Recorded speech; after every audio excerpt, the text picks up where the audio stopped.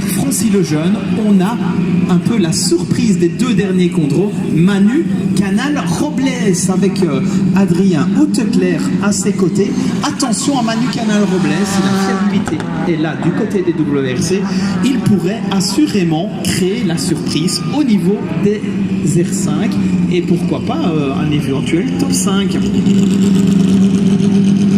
On va revenir sur les Porsche. Olivier Cartel qui avait au Parali mais qui avait cassé un cardan dès le premier kilomètre du rallye. On espère que ça va juste passer pour la Porsche 997 préparée par Olivier, le pilote de la région verviétoise, Didier Jacob à ses côtés.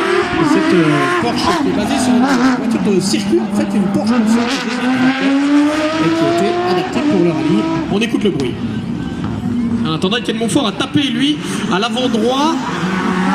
De carrosserie qui a quelque peu souffert, peut-être une rencontre avec un ballot pour Étienne Montfort. Et on écoute le bruit des Porsche, peut-être Alex, Frédéric Delplace et Olivier Cartel dans notre œuvre. Oui, on va sûrement voir peut-être éventuellement le replay. Alors ça va être sympa. Si le jeune, je pense, qui va rouler dans la chaux en regardant sa propre voiture.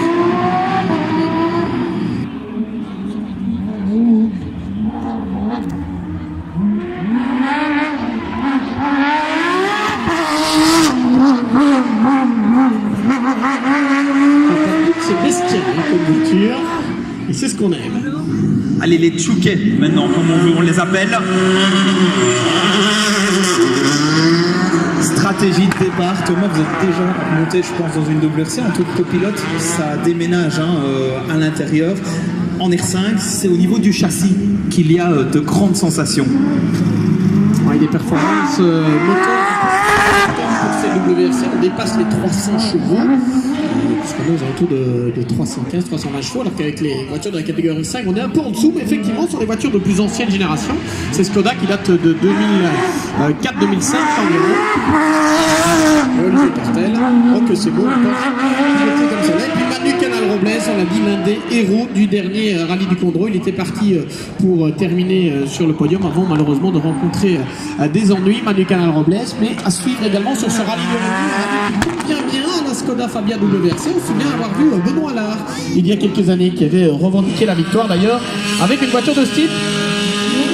Et hop, ça démarre pour Manu Canal-Robles et Adrien Hauteclair. Ça démarre vite, très vite même. Alors Skoda Fabia R5, Skoda Fabia WRC et Porsche, on peut dire que le groupe Volkswagen, entre guillemets, est très bien représenté sur ce devrait assurément l'animer. Alors peut-être si on nous entend du côté de la régie, un tout petit coup d'œil du côté des classements, ce serait intéressant de voir si le chrono de référence signé par Jonas Langenhaken a été amélioré. On va regarder ça dans quelques instants. C'est Manu Canal-Robles que vous avez à l'œuvre, passage de la partie terre. C'est le cas Thomas. C'est le cas Thomas, excusez-moi de vous interrompre, avec Edwin Schill qui vient de signer le nouveau temps de référence, 5 secondes 9 devant Langenhaken. On tourne maintenant en 3 minutes et 10.9. C'est vraiment ça va vraiment de plus en plus vite et attention, il reste des Porsche comme celle de Sneer, c'est peut-être d'autres qui pourraient venir s'intercaler au même titre que les WRC et les R5.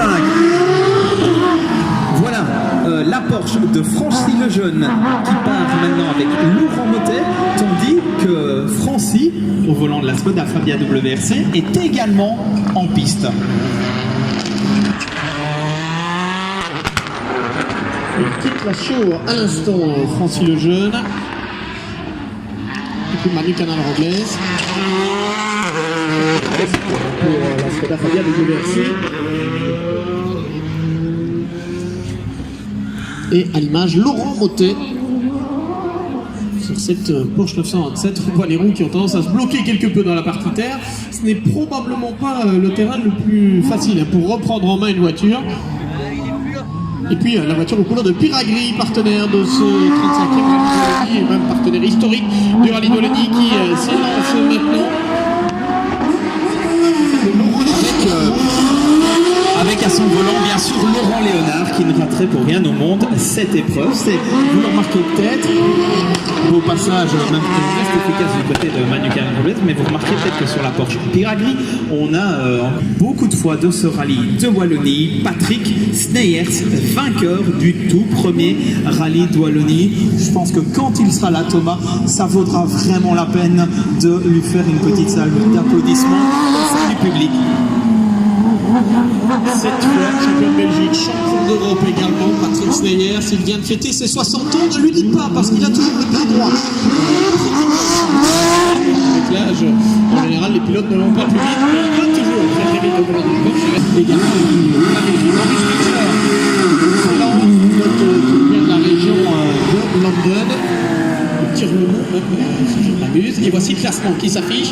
Edwin Schild, un néerlandais en tête pour l'instant du rallye de Wallonie 2018. Une Skoda Fabia R5 qui devance Jonas Langenakens et Bastien Roy. Francis Lejeune est 4e sur la Skoda Fabia WRC. Étienne Montfort 5e. Voilà pour le top 5 légèrement modifié. Une Fabia, il a noté vraiment les très de Jonas Langenakens et Bastien Roy avec le Mitsubishi Lancer qui devance des WRC et des R5 sur cette le Wallonie se fait plaisir avec cette Porsche qui est l'une des meilleures Porsche en Belgique traditionnellement. Et pour l'instant, Thomas, c'est les Mitsu qui repartent devant une WRC, si ça reste comme ça. Et franchement, maintenant, on peut applaudir bien fort, s'il vous plaît, dans le public, Patrick Sneyers qui va s'élancer avec la Porsche 911. On voit qu'il y a du monde pour Patrick. 35 après, on met au départ avec une 911, c'est magique. Mais on a vu le public applaudir effectivement. Patrick Sneyers en Porsche 911, ça reste un régal. Lui qui vise le titre de champion de Belgique GT. Allez, on vous laisse profiter du bruit, de la bande son de cette 911. Et meilleur chrono, Thomas, je me permets, elles sont un peu plus loin, meilleur chrono pour Manu Canal-Robles en 3 minutes 10.4, c'est 5 dixièmes plus vite que la Fabia R5 d'Edwin Schild. Canal-Robles, avant d'arriver vers les favoris.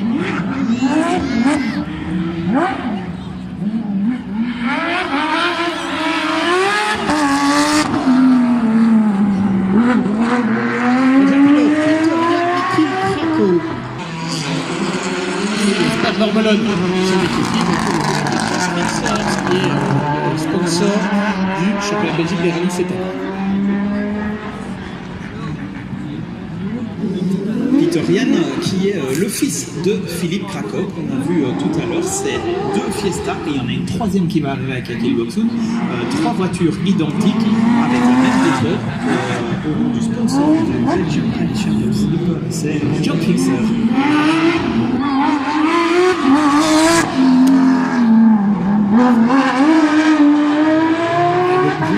Patrick Sneyers, quel régal.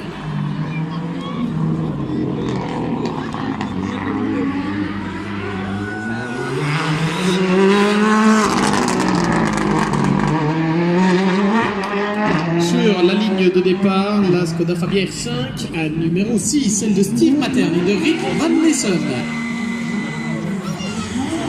Steve Matern, que l'on avait déjà vu à Speedboat, que l'on a déjà vu à Tilt également. Première année pour lui avec cette Skoda Fabia R5, il s'en sort plutôt bien.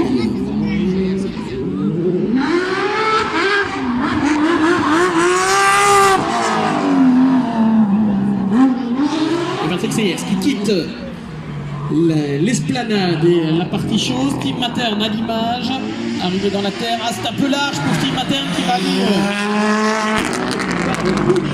à l'extérieur dans la partie un peu plus noble de la terre. Il a perdu un peu de terrain là sur ce coup-là. Steve Matern qui s'est laissé emporter par son élan. On sent pas mal d'hésitation pour l'instant du côté de cette Skoda Fabia.